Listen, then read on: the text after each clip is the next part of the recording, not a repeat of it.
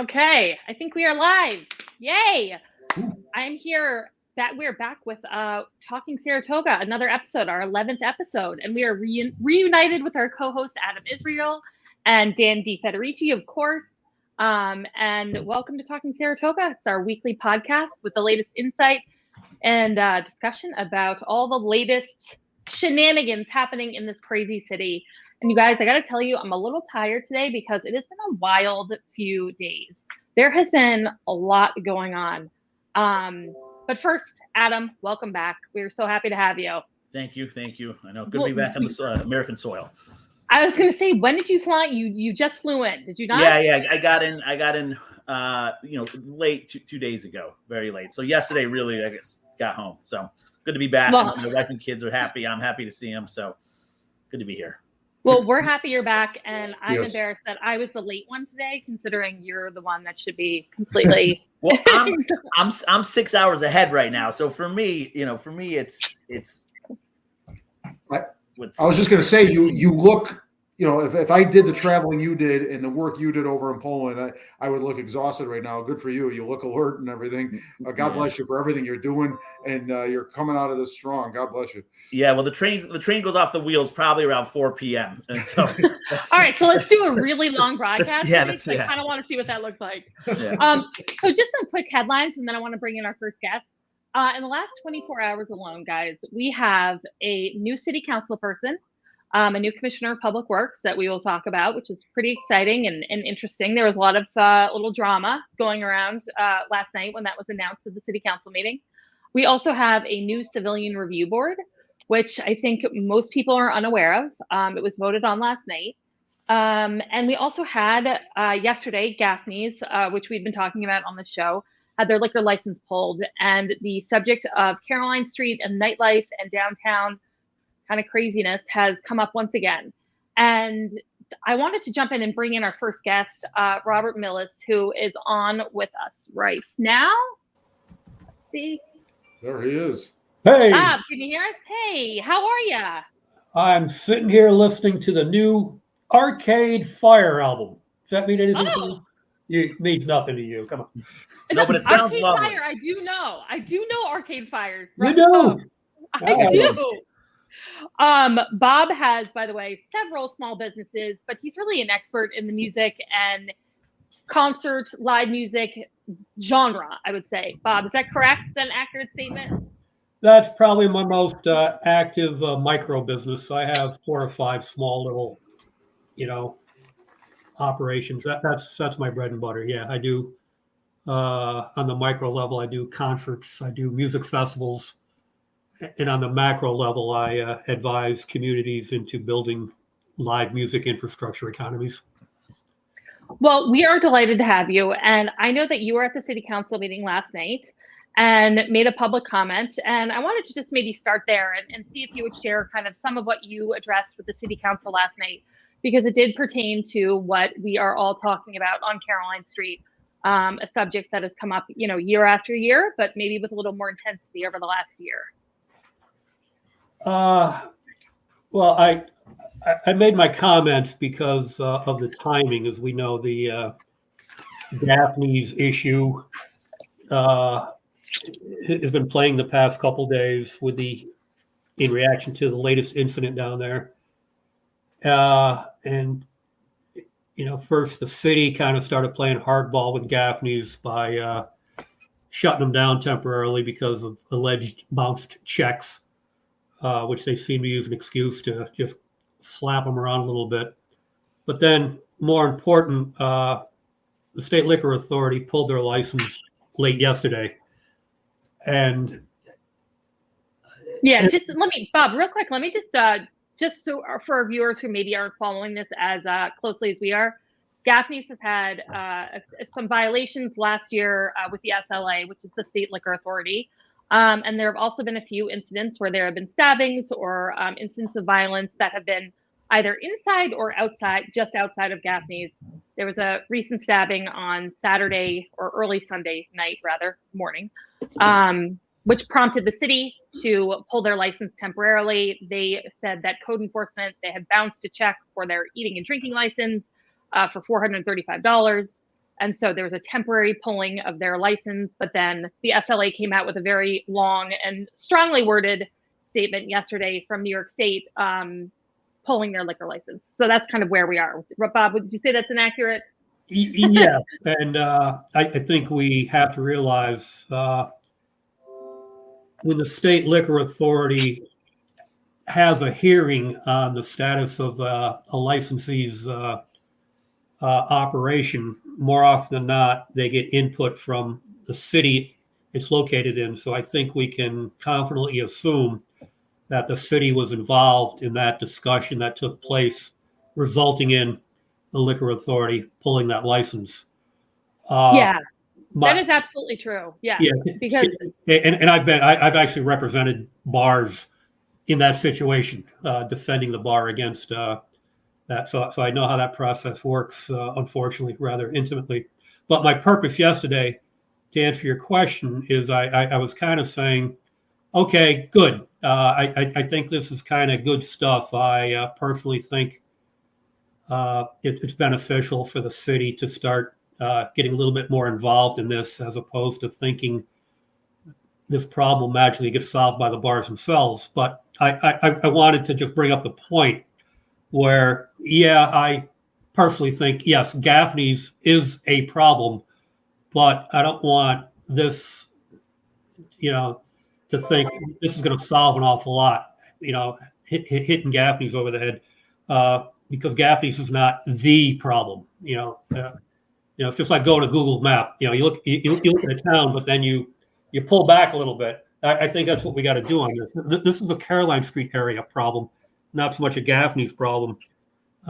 Again, yes, Gaffney's is a major player. The king rat of the rat pack, if you will.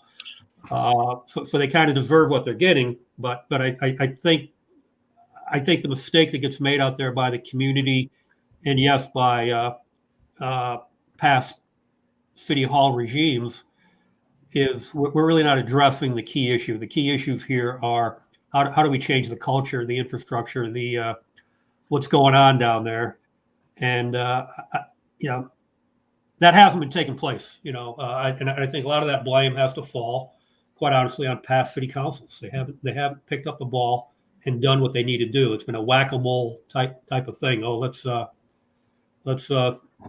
argue over how many decibels the noise ordinance should be. Let's talk about closing hours. Let's. But Bob, I guess the $1 million question here is what is the steps the city can take, the Caroline Street bar owners can take to address this? Because obviously nobody likes that, waking up Sunday morning and going to social media and seeing pictures of violence on the street and blood running down Caroline Street. So what's the low-hanging fruit that can be done to address this, that you think? Well, as a guy who made his living when I was in the real world, I was in the software industry for 25 years, and my niche became I fixed broken software companies.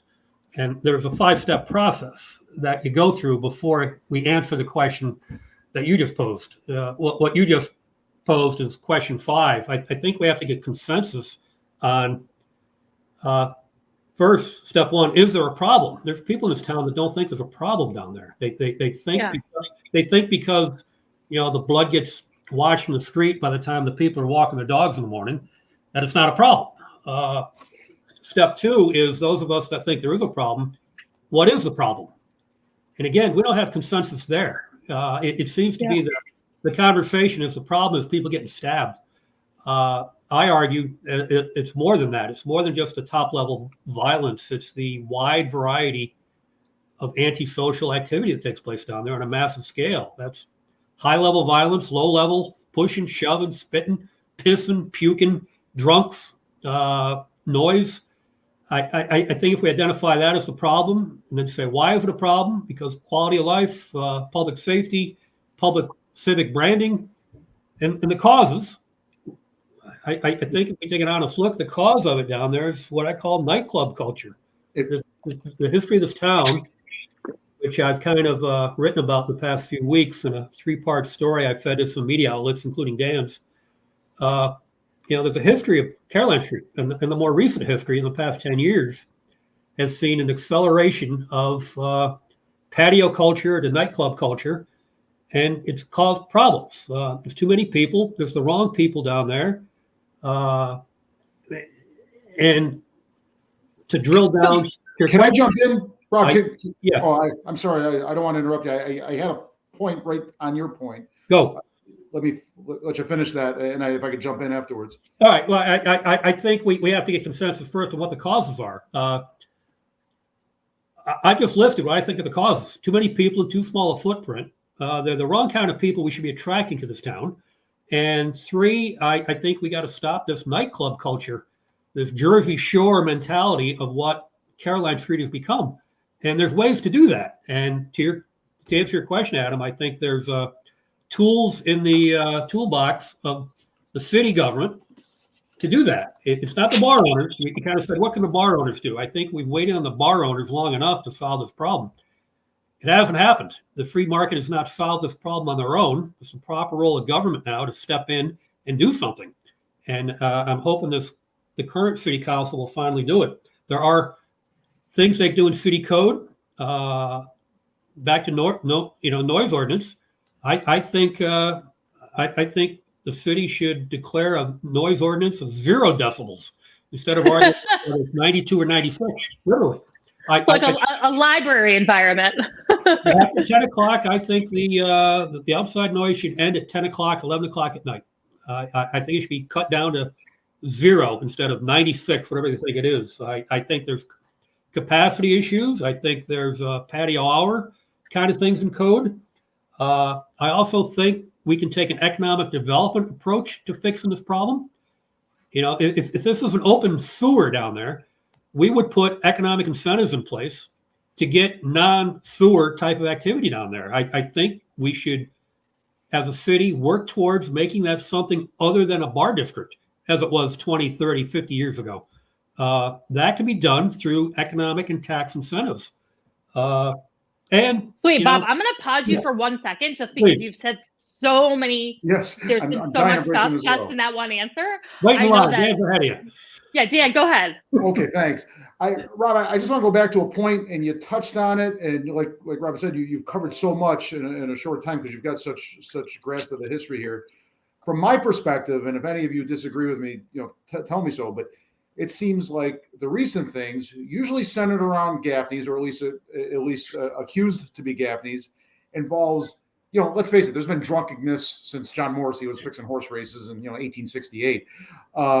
But this is a new level that I haven't seen too much of in Saratoga, involving guns and stabbings. I'm not saying there have never been stabbings down there, but it's like, the stabbing of the month. And again, if I'm overstating it, fine. But it seems like there's a lot more. In fact, I'll take away the qualification. There is a lot more of it in recent times of very violent crimes involving deadly weapons that I don't recall happening with such frequency based on the one location, or at least purportedly one location, than 10 years ago. Am I right or wrong on that? Can I jump in on that real quick, Bob, if you don't mind?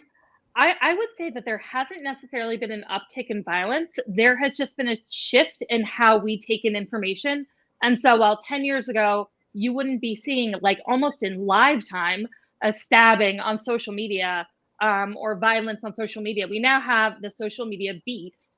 And so these things are just pushed out to an audience that weren't necessarily seeing them as quickly or as often as they were in the past. That would be my kind of take on it. I don't know if, Bob, you would agree. And Adam, obviously, I want you to weigh in too. I would disagree with you. I think there's more people down there. I think we can agree on that. There's more people down there than there were 10, 15 years ago. And I think a good deal of that has been brought about by opening up patios to people. 20 years ago, there weren't patio down there. There are now. But also just, the marketing of this town as having the quote, exciting downtown midnight, and here they are. But to Dan's point, I don't think that's the way we should frame this problem, Dan. Yeah, there are more violent incidents happening, but how many stabbings are there? Are we talking 2, 3, 4 a year? How many deaths are there? Somewhere between 0 and 1 or 2. I think if we focus just on solving that, it still leaves every other problem down there. 100 pushing and shoving incidents a night, 3 or 4 fist fights, drunks, everything else. I think the mistake we make is we're trying to solve just the very upper echelon of the problem. And if we define it as that, yes, we can solve it with 50 more cops down there. Okay. But again, that costs a lot of money to do that. We know it costs about $2,000 per hour in sales tax to put one cop down there. But I think what we need to do is we got to, back to defining the problem. Defining the problem here is there's a wide variety of antisocial activity and behavior, and it all needs to be under control. Yeah, my take on it, my feeling from growing up here and spending a lot of time on Caroline Street. I'm old enough to remember the block party, right? And Caroline Street, when they had to close that because it got out of hand and they couldn't control it. I'm old enough to remember when the City Tavern was a vacant building. So the idea of Robert, I would disagree with you. The idea of making it something other than a kind of a mini Bourbon Street, I don't think there's precedent for that, because I remember when it was abandoned buildings. It wasn't an economic hub; it was empty buildings. I remember it was a hub. There were grocery stores down there. There were barber shops. There was a wide variety of businesses. My grandmother lived right above it, and I used to look out her apartment window, and I used to see economic activity that was not centered around, 1 a.m. nightclubs. Yeah. Well, so would we agree that we're talking about basically this general discussion of symptoms versus cause, right? And I see a lot of people talking about symptoms and not cause. Yeah. Well, I think I agree with you, Robin. I think the one point I want to get in about the level of violence. There's always been violence down there. I think now we're seeing the introduction of knives, and I can never remember a stabbing. There were deaths. There were tragic incidents where some guy was in the wrong place, wrong time, got hit by a car, got hit with a fist. That happened. But I just don't recall guns being fired in Saratoga or people being stabbed on Caroline Street, and certainly not at the level it's having. So back to your point, Robin, what's the cure? Well, I would just say every death that I am aware of, I've lived here since 2008, has always been fueled by alcohol. It has always been people who have been highly, highly intoxicated who end up getting into an altercation with someone that results in a death, whether it's they are hit by a car because someone's angry and has just walked out of a bar, or an assault that's happened just outside, like we saw this last summer with Clancy's, or not with Clancy's, but with patrons that were in Clancy's and then moved outside, and a gentleman was killed, and it was truly tragic. But again, all fueled by people who were really, really highly intoxicated, may or may not have also been on drugs. There's so much to kind of unpack here, Bob, with what you said. One of the things that I wanted to bring up, though, because this has been a huge source of controversy, when I was on the city council, now in public discourse, is that we're bringing in the wrong kind of people. And Bob, I know it was something that you and I kind of sparred on last year, because I think I was misunderstanding you. But now I think I have a understanding of what you mean when you say that. But I think it's something that's important for us to talk about here, because often that wrong kind of people is perceived as we're talking about people of color, people who are not white, people are coming up here, as Commissioner Montenegro kind of misspoke and said, because of rap music is bringing in the unsavory people. And so I think that's kind of an important point to touch on, and would love to get everyone's thoughts on that. My thought is it's the bringing in the young bucks. If you look at the crowd that Gaffney's did attract before, when it was Mr. Baker who owned it, it wasn't the young the young males who are full up on testosterone, ready to bros. The bros, exactly. So that's when we talk about the wrong crowd, the wrong people, that's who I see. It's an age thing. It's a are we attracting, because 21-year-olds to 30-year-olds are gonna they're gonna get drunk, they're gonna fight, and if that's our concentration, that's people who we're attracting to our city, that's what we're gonna get. So I would like to see it change more, stay kind of a party atmosphere, but more of an adult party atmosphere, where it's not the hyped up Jersey Shore, Gia Lift Bros kind of crowd. But that would be my 2 cents. Dan, can I have Dan weigh in? It is such a delicate balance here. You really, we need to the extent that Gaffney's is culpable, we need to hold them accountable. To the extent the patrons are are vulnerable. We need to hold them accountable. Then we have to tiptoe that we don't want to be accused of being racist. And what Rob says about the jersey, I think that was great, Rob. You told me once. It's a white-black thing. It's the mindset. It's not one race. It's the mindset that we're dealing with here. But it's so difficult. But at the same time, I think we have to take a bold stand because it's happening. Deadly violence. When you're bringing out knives and guns, that's deadly. We need to take a stand on that, and we're all tiptoeing, and rightfully so. But well, at least I feel I am. I'm trying to find that perfect balance where I can hold entities and people accountable, and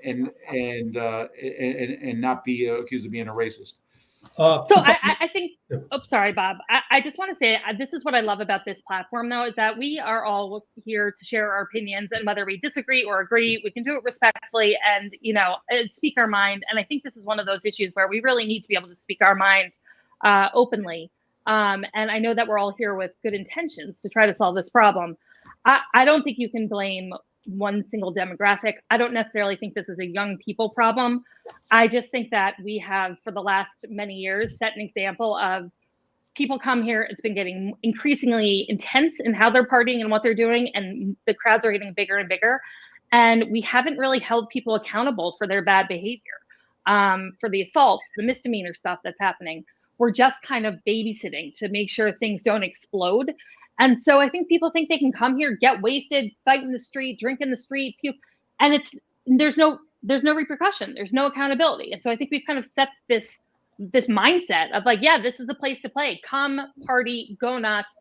You're going to be fine. You'll see some police officers, but most likely they just want you to de-escalate and walk away. And so I just think we haven't been holding people accountable the way we should have.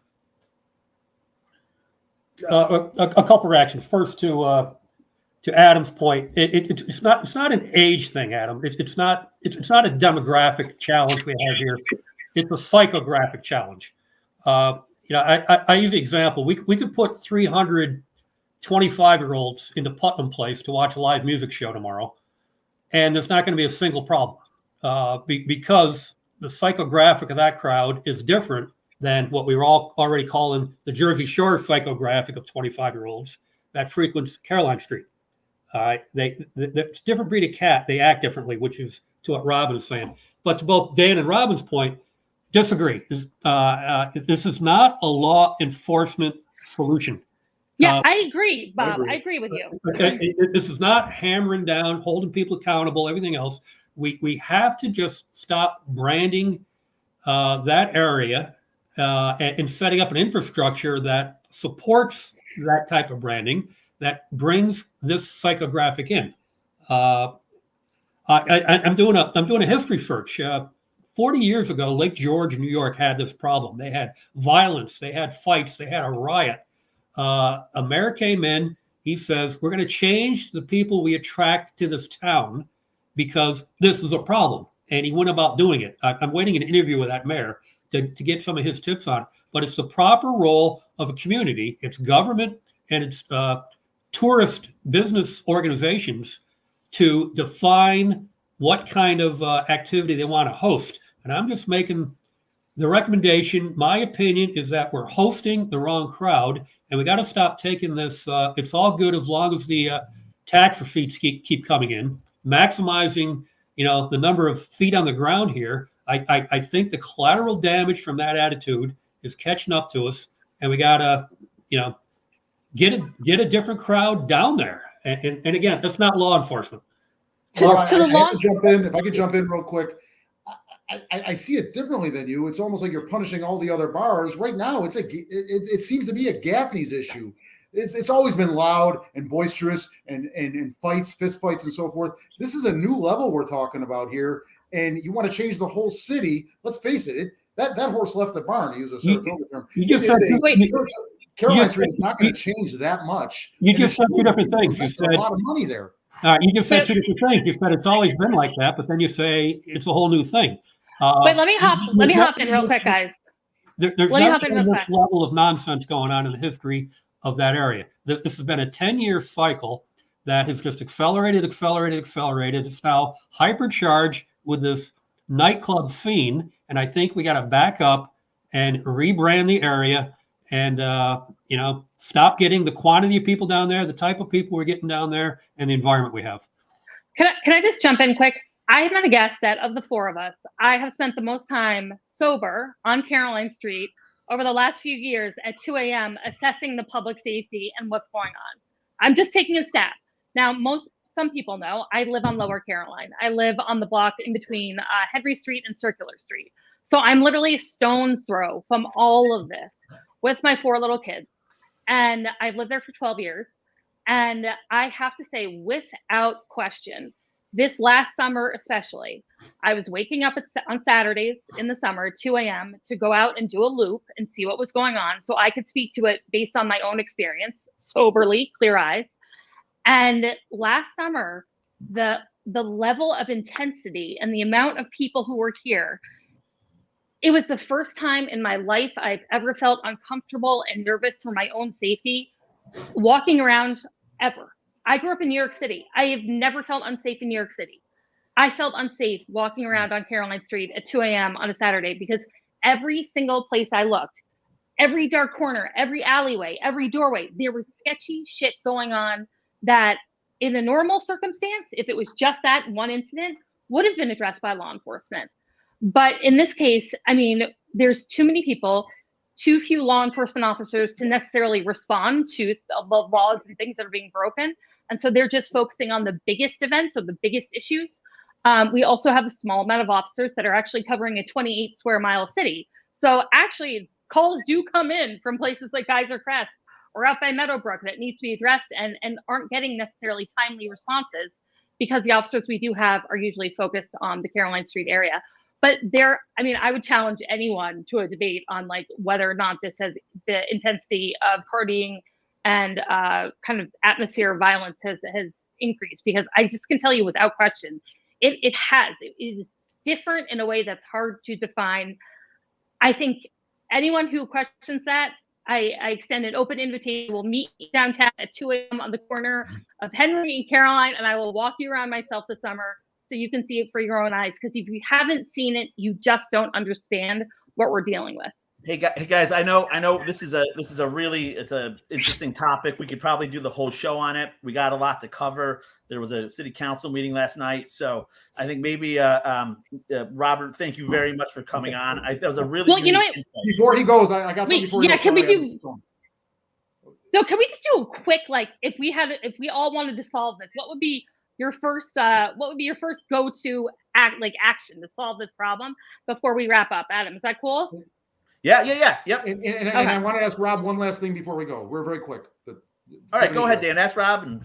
Rob, before you go, well, wait a minute. Let's do Robin's round robin. No pun intended. And then I want to ask Rob something on a completely different subject. Yeah. So, Bob, what would be your first, if you had all the authority, all the power, you could do whatever you wanted, what would be the first step you would take to address the issue on Caroline Street? I would. I'm going to say two. It's a tie, so I'm going to give you two things. A, I would shut down the outdoor party thing, as I said. No noise after 10 o'clock. But I would also come up with economic development funds to rebrand that downtown and put money in people's pockets to do something other than open up nightclubs. Okay. Dan. And I got to give Rob credit. He is looking comprehensively at the issue, and I probably looking at it too narrowly only because the headlines of the day. But right now, to me, and Rob's point, I endorse those generally. But right now, to me, we can't ignore Gaffney's. It's a problem, and we need to address it. Track season is coming. There are very violent acts there, and then get to Rob's issues of the bigger picture. Adam? Yeah, mine is kind of two parts. One is do what the city's doing. I think I'm a big free market guy, but and I really hope the free market would have solved this. It hasn't. It's getting worse.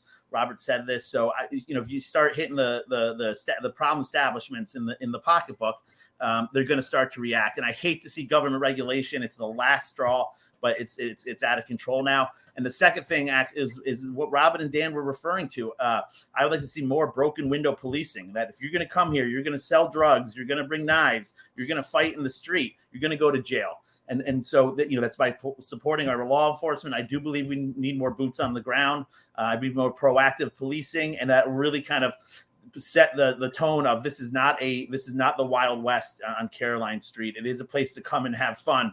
But if you break the law, if you engage in these activities, there will be accountability and repercussions.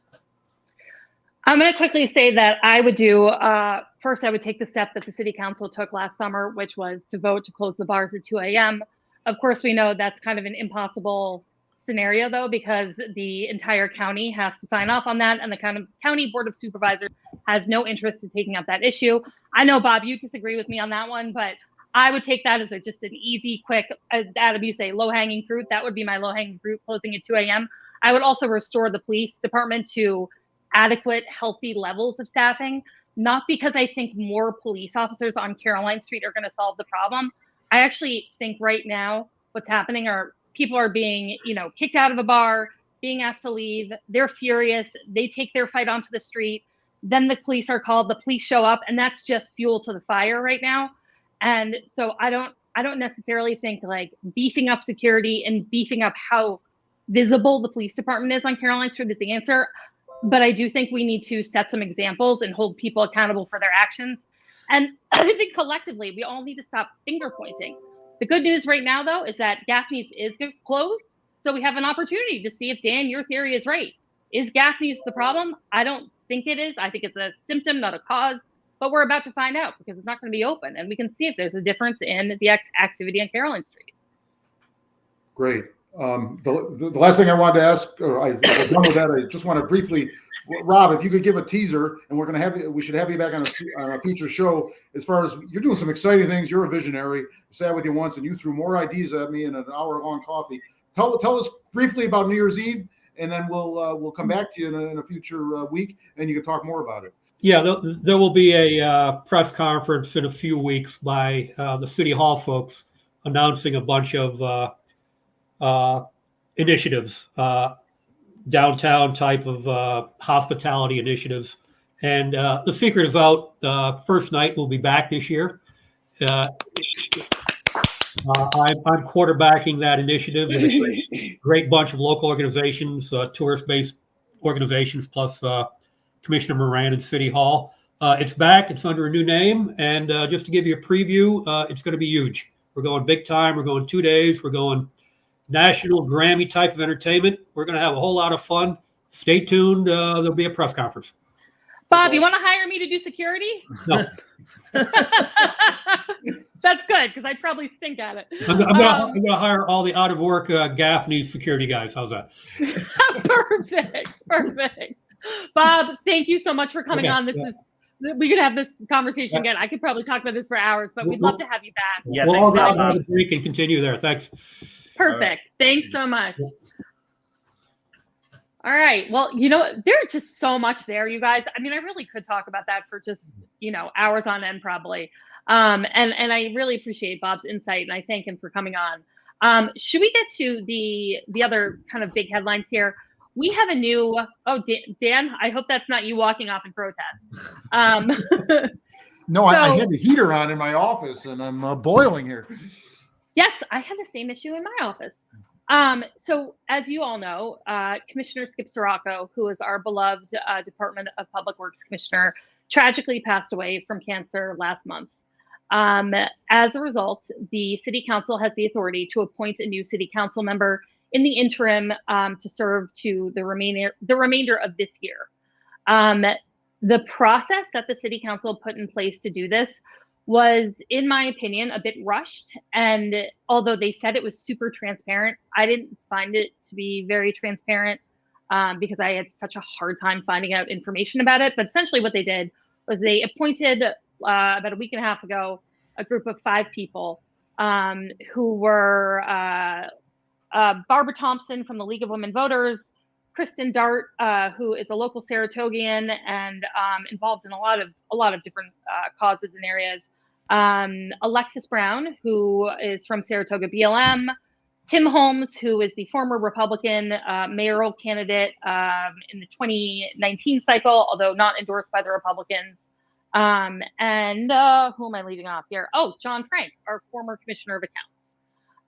They said that was a nonpartisan group. Dylan Moran was quoted as saying it was a nonpartisan group.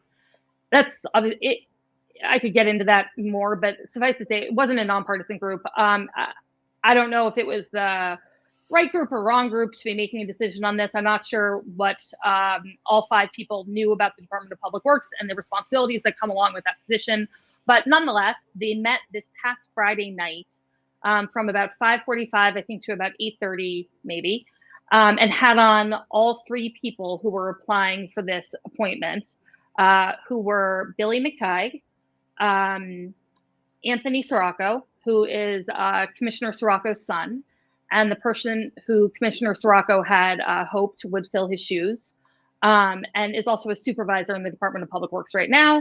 And then also Jason Golub, who is an attorney and also was most recently the chairperson of the police collaborative group that was put together for Governor Cuomo's Executive Order 203.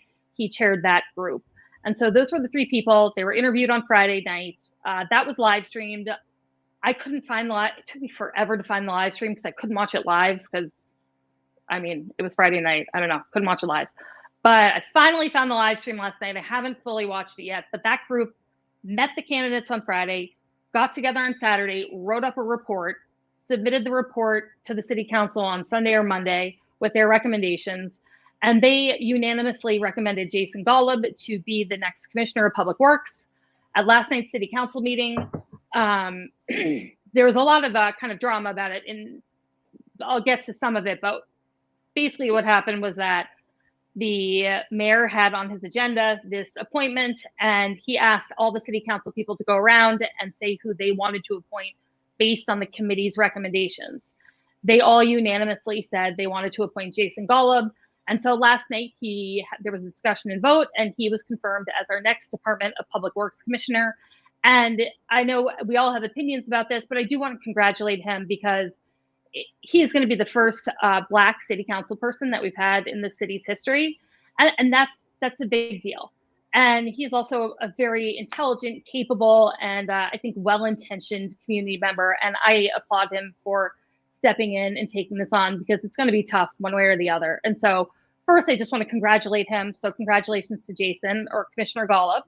But I also wanted to bring up some of the kind of controversies that came up last night. Although first, you guys want to weigh in at all about the process and how we got to last night? First of all, we should thank the committee for doing its work and making the recommendations. Mm-hmm. It seems like they really made an effort at being transparent. You're pointing out maybe it didn't work out as well as it should have, but I'll give them credit for an effort. But I don't want this podcast to be the Let's Beat Up Jim Montanino show. But last night at City Hall, he said the committee's recommendation meant nothing to me. Nothing.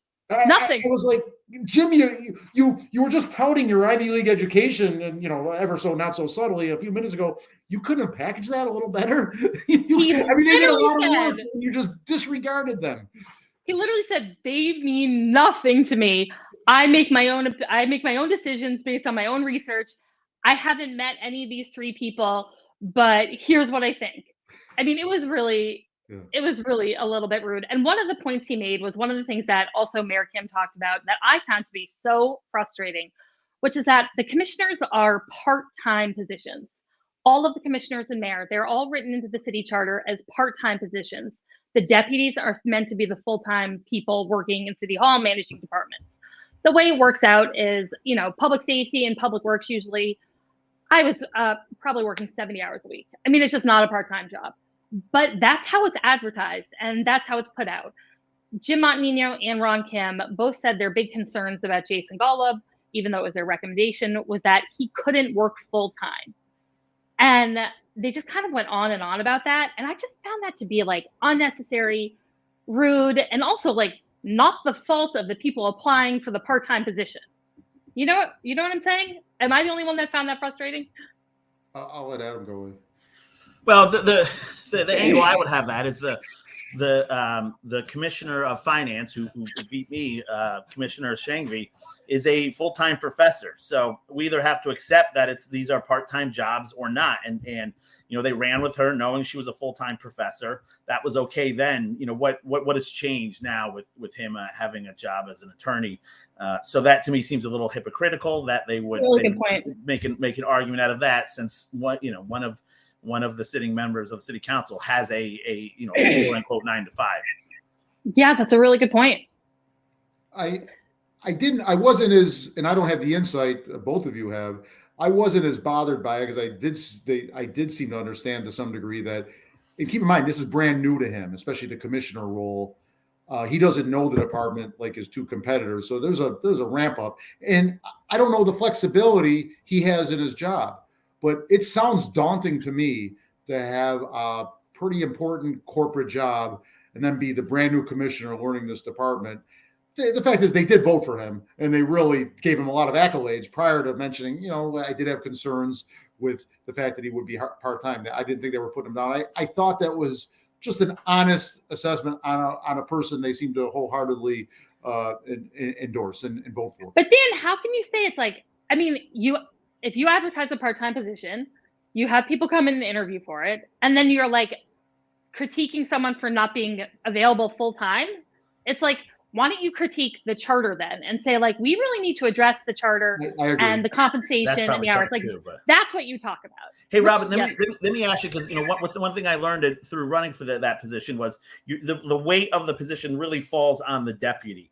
So is Jason I'm sure he has his will to bring in a deputy of his choice. He's keeping the current deputy, Joe O'Neill. So that is great. He does not want to change any of the appointments or positions or employees. He's going to keep the current structure, which I think is great. That's good. I've heard a lot. I don't know Joe, but I've heard a lot of good things that he does. He's awesome. So I know you probably work. He's awesome. His first decision, Jason knocked it out of the park, right, Robin? Yes, correct. Yes, Joe O'Neill, you are a star. You are great.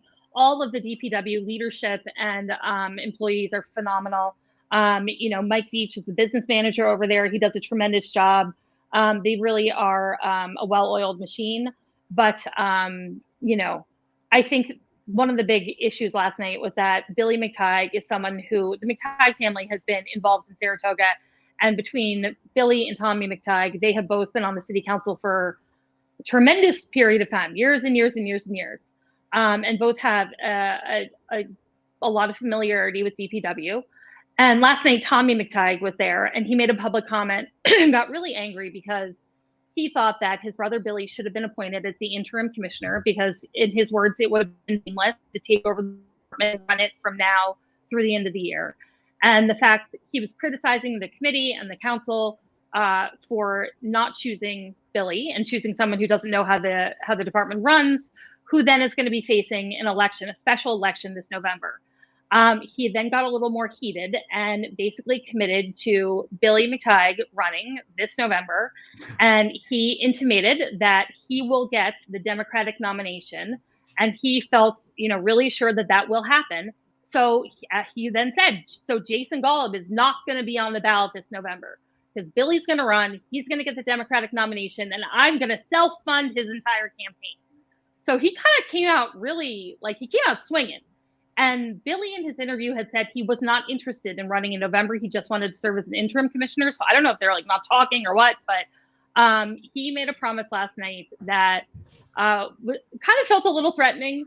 And so the city council, a lot of the city council members, when they were talking about this, all really started hedging and, doing a lot of complimenting to the McTighes, which I'm sure is deserved in many ways, but it didn't feel necessarily appropriate last night. To me, it felt like a lot of politicians hedging so they could try to minimize the conflict within their own Democratic committee, which, we know the McTighes are involved in. And all these folks are really, to me, it's like their number one priority is protecting the integrity of their Democratic committee versus doing what's best for the city. But any thoughts on that? It's going to be an interesting election then. Certainly this fall and then the following fall when all the seats are up, right? All this will carry over. Yeah, Well, I'm looking forward to an election that I can watch instead of be a part of a city council election. So it's good that it's a very unfortunate circumstances, but I'm looking forward to having a kind of a mini one, this next fall. So Adam. it'll give us a lot to talk about, if nothing else. It will. I just would hate to see the Department of Public Works have to go through 3 different kind of administrations, so to speak. Within the course of such a short period of time. I think it's really disruptive, and Mr. Golub has committed to running already, correct, Robin? Yes, he has. That is correct. So Commissioner-elect, I'm going to call him. I don't think he's been sworn in quite yet, but Commissioner-elect Golub has said that he is going to run in November. So he is planning on campaigning and continuing in that position. Billy McTighe apparently now is as well. We know the Republicans, I believe, are going, and I think Anthony has said this, Anthony Saratoga Jr. is also planning on running as the Republican candidate. And so, hopefully it'll be a really good, healthy, productive campaign season, and Saratoga will make a choice that's best for the city. But again, I just think it's hard fundamentally. Public Works has gone through so much with the passing of Skip. I know it broke all of our hearts, and especially was so hard for DPW. So then they will have someone new, coming in basically today. And then to have somebody new come in January 1, I think it would just be challenging. It would be really hard for them. And that's not what I want for DPW. I want the best, healthiest, most productive work in City Hall environment possible. And I just think that's a lot of change. So as a former commissioner, are you endorsing Mr. Golub right now, or do you want to hold off? Put her on the spot. Screw you for asking me that question, Adam Israel. These are the hard-hitting questions we ask here at Saratoga. They are hard-hitting. As I said, I always want to do what's best for the city. That's always been my intention, whether it's been in my commentary or in my involvement in City Hall. And so, I think that it's so hard to understand these jobs until you start working in them. And so I think Jason is going to bring a degree of rational, logical thought, kind of more moderate voice to the city council. And I think that's really important on the city council level. How he meshes with Public Works, I wish him all the best. And I think that he is able to work with really a whole host of people. He was, in charge of corporate compliance at GE. That's a big job. He did a phenomenal job handling the police collaborative, which was a really intense and highly charged topic, environment, discussions. You had a lot of passion there, and he was able to manage that group really well. So, I'm optimistic for him in the Department of Public Works. But of course, at the same time, it tugged at my heartstrings that Commissioner Saratoga really wanted his son to be in that position. And that's not what happened. Of course, that sentimentality and that, emotion is hard to process. So I guess I don't have a clear answer for you, Adam. Fair just enough. yet. All right. Well, moving on, I think. But wait, really quick. Sorry. Can we just one more time? Can we just quickly acknowledge it's the first Black city council person we've had in the history of the city. And that is really a tremendous moment. There was no one from Black Lives Matter there last night supporting this or celebrating this, which I was kind of surprised again to see, because they have consistently said they wanted to see more people of color on the city council. And we know that this current city council didn't appoint a single person of color as either a deputy or to any of the boards and commissions. None of the BLM folks, and no one of color in general.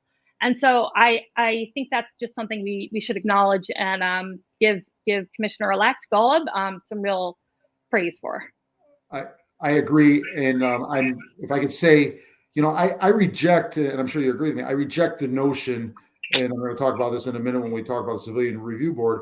I reject the notion that Saratoga Springs is racist and so forth in the past, but I am thrilled that the city leadership is so much more diverse than it used to be. I love the diversity that the city leadership is evolving into, and I don't want to make it just about him as here, because he has Ivy League education, Columbia, an attorney at GE.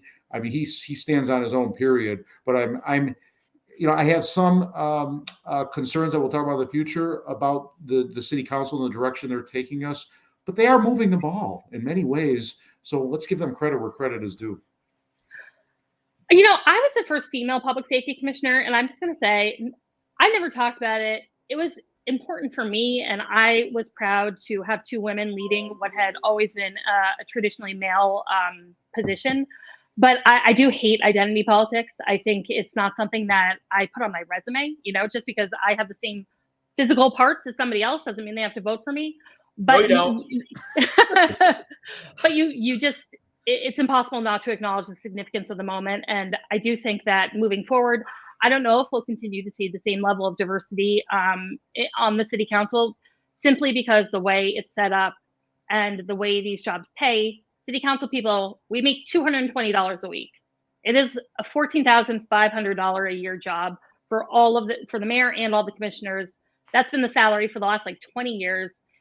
How many people can work 70 hours a week for $220, or 70 hours a week for $220 a week?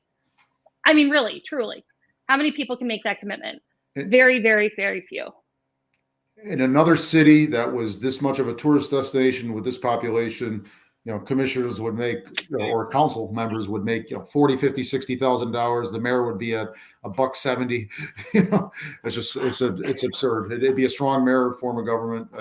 So anyway, we're all going off on our little tangents here, but yes, I know. I generally agree with you. All right. So should we move on to the Civilian Review Board? Yes. Okay. So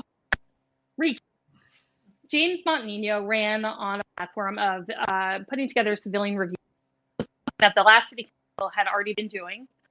As part of the recommendation made to us by the police collaborative in March of 2021, Jason Goff, actually appointed to the police collaborative, the city attorney Tony Izzo, to put together a draft this past fall. It was widely criticized by the Democrats and the current city council as not having any teeth because it didn't have subpoena power, and it was really informed by Jason Golub, who had spent months and months researching different CRBs, putting together recommendations on what would be most successful for this community, also work within our charter.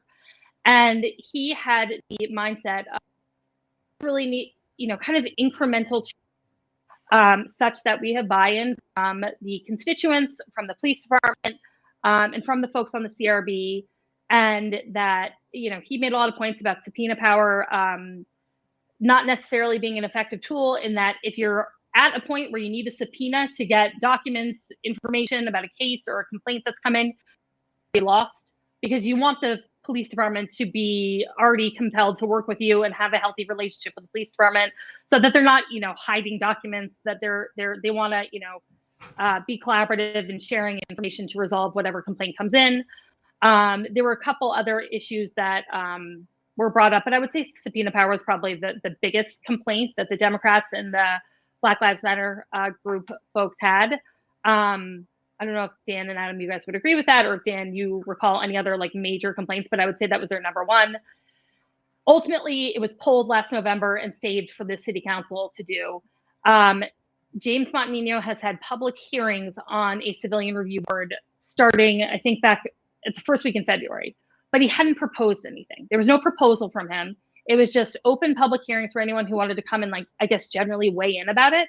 So for weeks and weeks and weeks and months, we have had these public hearings, but no proposal. And then I guess over our spring break, which was 2 weeks ago, he posted this proposal for the civilian review board. I didn't see it. I don't know if you guys saw it. I follow this stuff really closely. I was away with my kids for it was the public school spring break. I saw it for the first time when it was attached to this agenda, which was on Monday.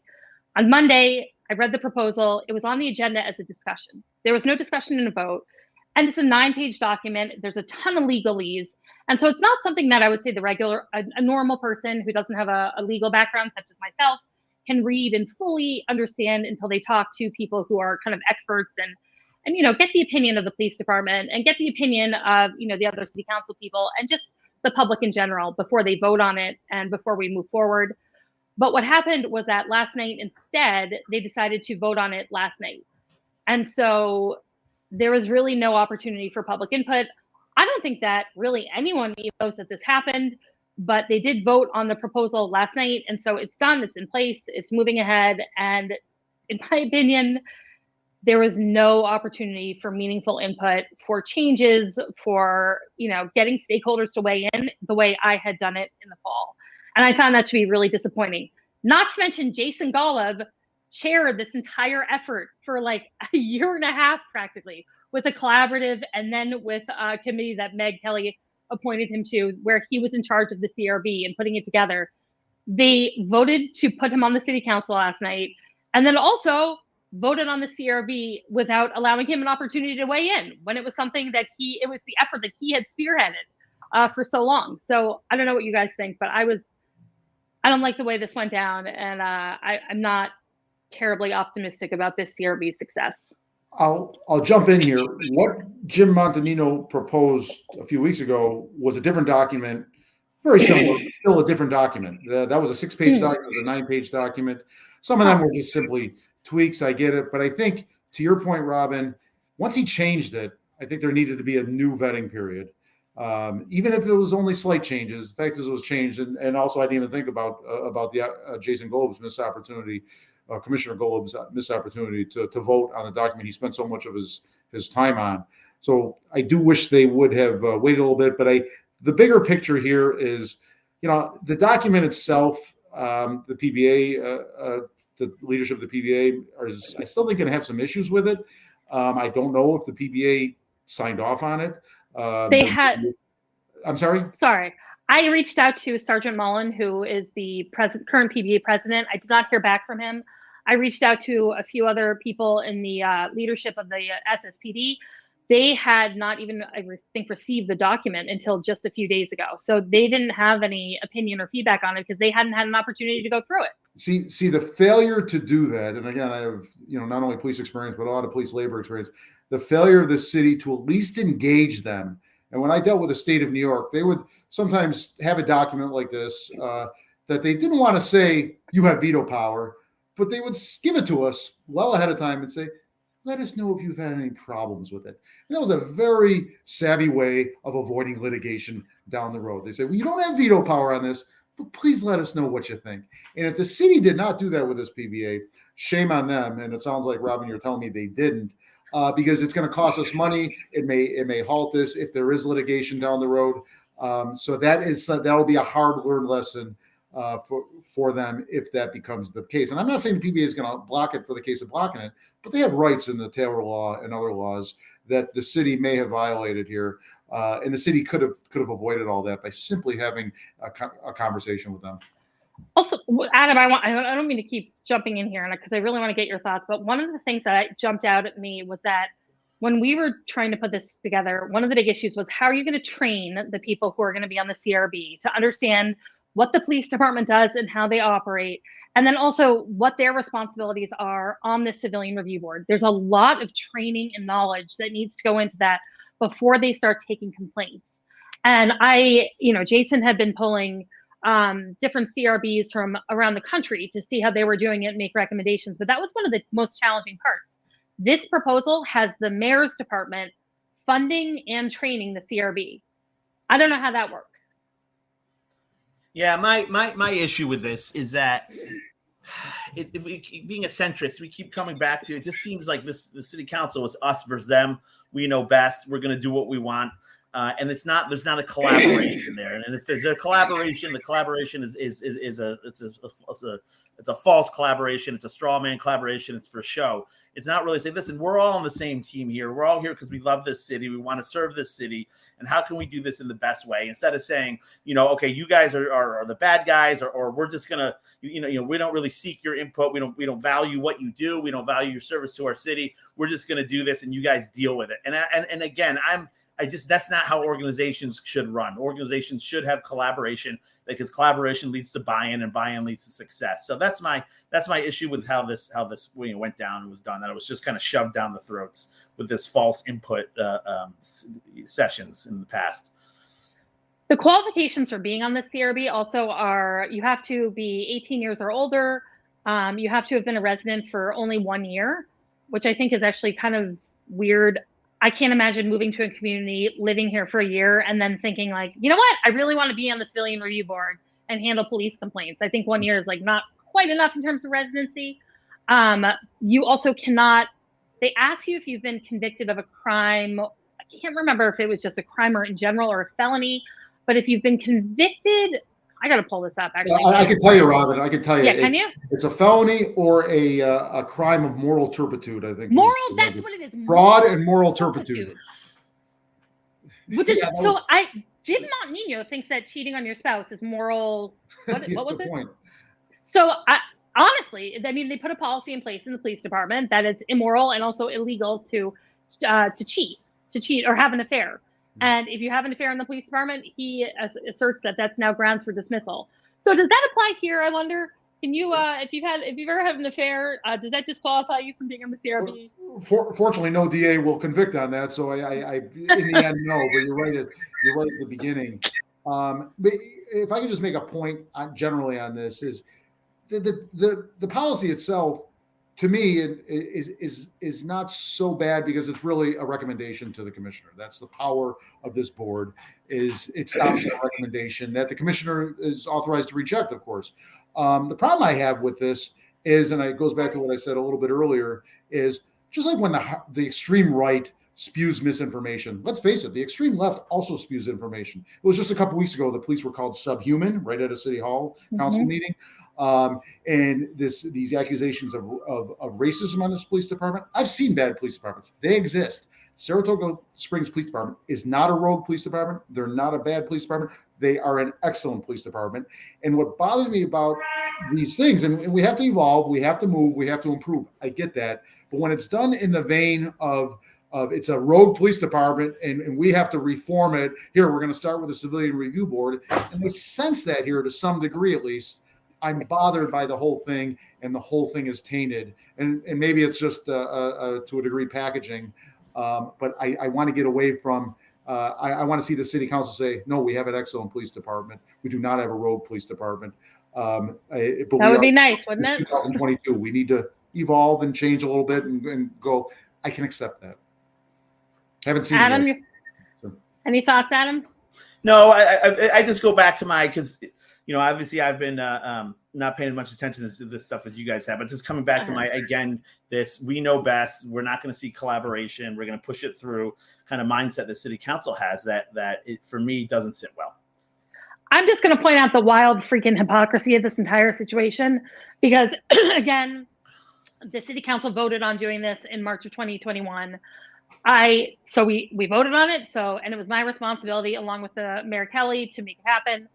I worked with Jason Golub and Tony Izzo, the city attorney, to put a proposal together that really looks incredibly similar to what this proposal is. It was ripped to shreds by Saratoga BLM, by the current city council, by other people in the community who have been advocating for a civilian review board. I mean, they literally ripped it to shreds. They said it had no teeth. It was useless. It was pointless. It was do nothing legislation. They really hammered it. And that was okay. I mean, that was what I was seeking, was public input. And ultimately, the public was like, this is not a version that we are into. And so I'm like, all right, no problem. But I went through the motions and I got the feedback. How this was passed with zero criticism from those same groups, I'm sorry, it is just totally hypocritical and all political.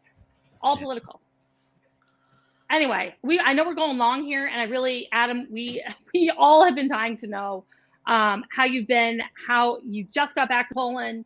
You have been continuing this effort to aid the Ukrainian refugees and the crisis that's going on in Ukraine. How was your last trip, and just can you tell us about it in general? Sure. Yeah. So I'll keep it brief, and maybe next show when there's not a council meeting, we'll go a little deeper. But just got back from Poland. This trip around, I went into Ukraine. Went to Lviv twice.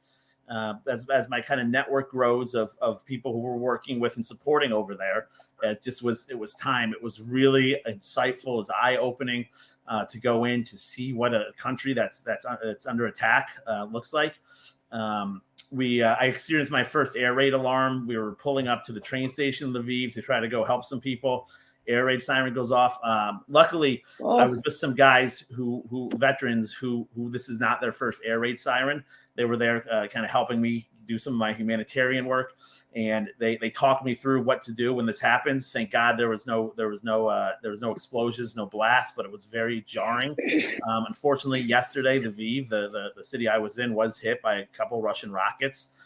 So that was a little disturbing. It was disturbing to see you went to a site of a Russian cruise missile strike, and just to see what a missile hitting a tire factory looks like was eye-opening.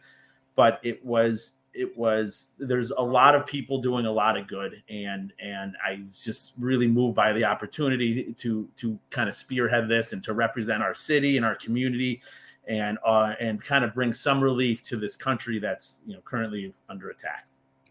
Can I ask you, Adam, what your father, your husband, your experience in air raid warning, you're in a war, literally a war zone. What goes through your head then? I guess it's, I don't want to get too much praise, because there are people, there are people out there actually fighting. There's fathers out there fighting. There's fathers on the front lines, but it's a calling. We've grown up, we as kids, we grow up loving democracy, loving capitalism. Russia was always the bad part. I lost my grandfather in Vietnam, kind of defending the free world. So it's a feeling that I have the ability and to go over there and make a difference in a small way. And, it's really difficult for my family, but it's something that they understand that I have to do it. And so, and I guess, we will, let's wrap this into cheers and jeers, right? Because this is, I'll start with and I'm going to do 2 cheers today, because I feel like thanking 2 different people. But first my family and my wife. She was not happy about this. But she held the family together. She held it together. It came home after being gone 3 weeks, and it didn't miss a step. I have a 9-year-old and an 11-year-old. So Kasha. Yay, Kasha. Yeah, exactly. Thank you. We love you, Kasha. Yeah. Thank you for, I couldn't do this without her. So thank you to her. And then the second one is you meet a lot of the helpers while you were over there. I met some great people. Flew back and sit next to a guy who was there for 60 days with the World Central Food Kitchen. I always botch that name.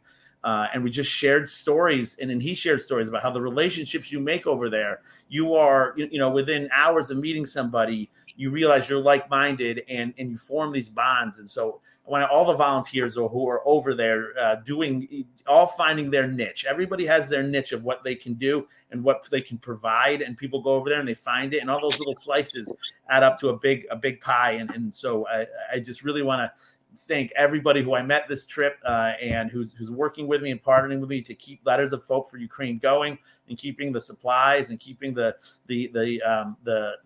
feelings and the letters and everything going over to Ukraine, so they know that we support them. So those are my 2 cheers for the day. My 2 cheers for the day. Cheers. Excellent. Do you have a jeer? No, I was thinking about a jeer, but I'll go with 2 cheers today, because that's right. That's where I'm at right now. I want to be happy right now. We like it. Right. Dan, cheer, dear. I likewise have 2 cheers this week. We're feeling very cheerful. Remember my typo earlier, and I wrote cheers and beers. So we got to do that someday. My first cheer is to Erica Miller of the Daily Gazette. She won the Photographer of the Year for the New York Press Association. Those either go to the track or have any involvement in Saratoga. She is ubiquitous in Saratoga, especially in the summertime. And she was a photographer for the Saratogian back in the day. Yeah. I have a special connection to her because 10 years ago, almost exactly 10 years ago, I was at an event when President Obama came to the Nanotech Center in Albany, and somehow I found myself in a position that I was in the front row. I leaned over. I shook President Obama's hand as he was leaving. I was the last person he shook his hand to, and I was thinking, God, that was great. Wish I could have had a picture of that. Well, 5 minutes later, my phone, beep. From Erica. She was across the room, spotted me, zoomed in with her great photography skills, got a great picture. I wish I would have sent it to you, Robin. You could have showed it.